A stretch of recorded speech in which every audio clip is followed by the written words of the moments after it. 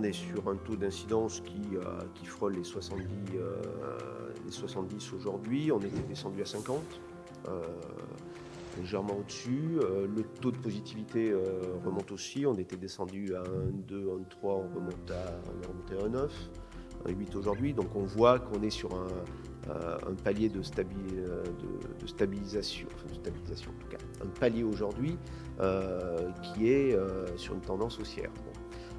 Ensuite, tous les territoires ne sont pas identiques. Si on regarde, on voit qu'on a des territoires avec des taux d'incidence, des taux de positivité plus élevés.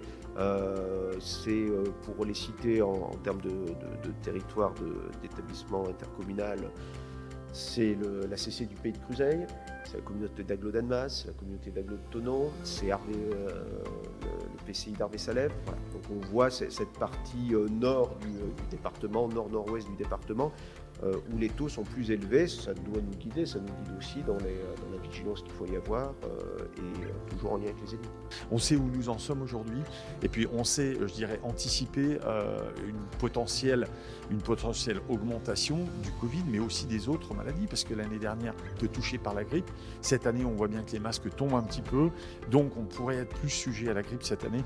Par conséquent, voilà, la situation sanitaire sera celle qu'en feront les Français ici et les Hauts-Savoyards, c'est-à-dire respecter les gestes barrières à tout crin.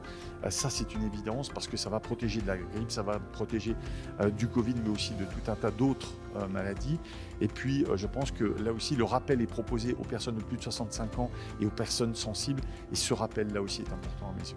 Alors, ce dispositif Vaccinons nos aînés a vraiment pour vocation de tendre la main à des personnes qui sont en difficulté, notamment ne peuvent pas se rendre chez le médecin ou dans un centre de vaccin.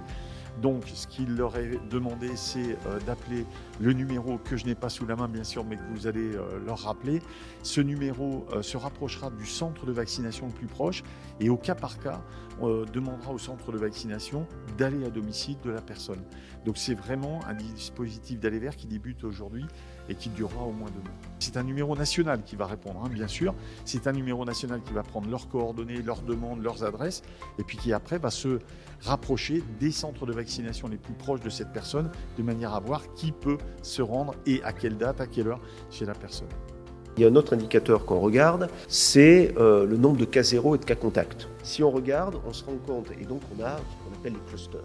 Et lorsqu'on identifie des cas zéro, rassemblés à un même endroit, on fait, depuis un an et demi, ce qu'on appelle une enquête épidémiologique sur le Covid. C'est-à-dire, on tire le fil pour voir où ils étaient, qui ils ont rencontrés.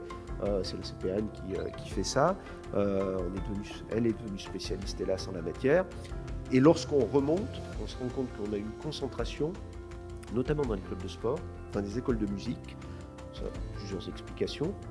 Dans les clubs de musique, dans les clubs de sport, vous avez des jeunes enfants qui ne sont pas soumis à l'obligation vaccinale, qui ne sont pas soumis à l'obligation de passe sanitaire, et qui peuvent être porteurs de la maladie. Autre explication, il y a aussi des adultes dans les clubs de sport qui, eux, pour le coup, sont soumis à l'obligation du passe sanitaire. Se pose la question de tout ceci est-il forcément partout bien contrôlé. Il y a également le fait tout simplement qu'il peut y avoir un relâchement dans les gestes barrières, le port du masque, la distanciation sociale, se laver les mains, toutes choses qui étaient rentrées dans notre quotidien il y a quelques mois et dont on sent bien, j'en ai bien conscience, qu'une forme de lassitude finalement consiste peut-être à renoncer à la chose la moins contraignante. J'ai besoin de mon passe sanitaire pour aller au restaurant, bon, je vais peut-être m'affranchir un peu du port du masque, allez, je vais carrément m'affranchir de me laver les mains, et le résultat, on le voit sans doute là aussi. Donc moi, le message que je veux passer, c'est soyons vigilants. Pourquoi ? Parce que tout simplement, on appelle tous de nouveau le retour à une vie normale. La vie que nous vivons aujourd'hui n'est pas une vie normale, c'est évident, par rapport à ce qu'on a connu il y a 2 ans, 3 ans, avant la crise Covid. Elle est plus normale que ce que nous connaissions au mois de novembre de l'an dernier, c'est une évidence. Les contraintes sont bien moins fortes que celles que nous connaissions, tout simplement parce que toute la vie économique fonctionne. Et donc, je pense qu'il faut pour que tout ceci continue à bien fonctionner, notamment à l'approche de la saison hivernale, on soit attentif à renouer avec certaines règles, respect des règles, pour éviter qu'on ait ici et là des foyers clusters qui explosent et qui nous font peser la pression, notamment sur le secteur hospitalier.